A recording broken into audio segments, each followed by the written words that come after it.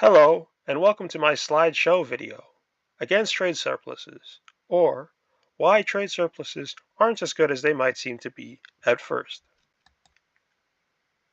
In political discussion, trade surpluses, much like government budget surpluses, are oftentimes treated as something all governments should strive for, creating and growing. However, if one really stops to consider what both actually entails, it really isn't that clear at all. I have a video in the works covering government budget deficits and surpluses, but I've been trying to figure out a way to pull down the size of it into something more of the size of this video. But regardless, comment below if you're interested in seeing it. I figured I'd do this one first because trade surpluses tend to not be talked about so much in this fashion compared to what I would have said in that government budget video. So let's start with what a trade balance is. A trade balance is a measure of the value of goods and services exiting a country's borders minus the value of the goods and services entering that country's borders. So if exports are more than imports, you get a trade surplus.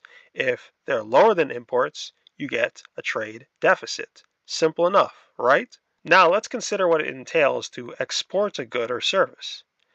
Exports are essentially sending the product of the national resources, both tangible and intangible, to another country, which means that anything sent elsewhere is resources that are not being used domestically.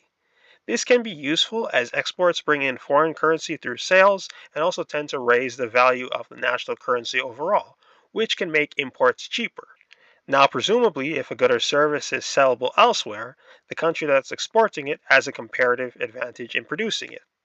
Basically, they're able to sell it for a similar quality at lower prices.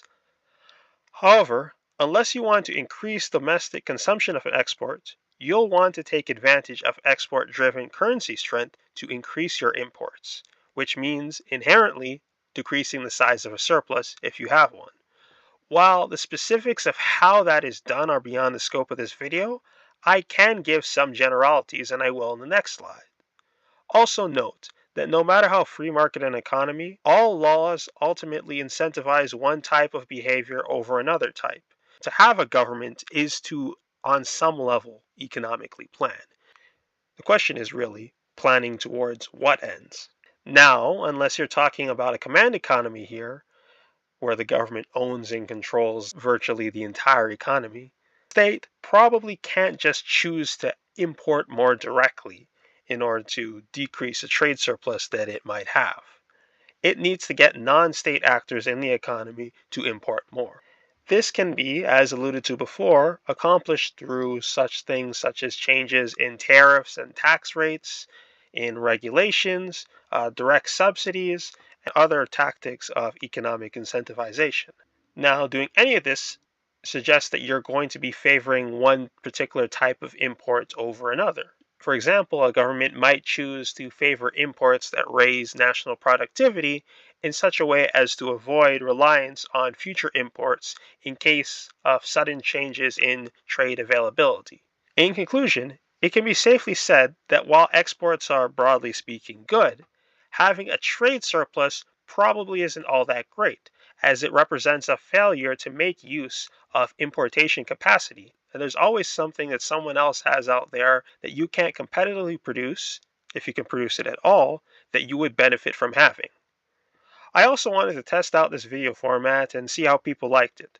Future videos related to what I've mentioned in this topic include discussing policies that directly affect trade behavior, trade deficits, and their consequences. Also, a video on government budgets, surpluses, and deficits. In any case, thanks for watching. Please like, share, comment, and subscribe.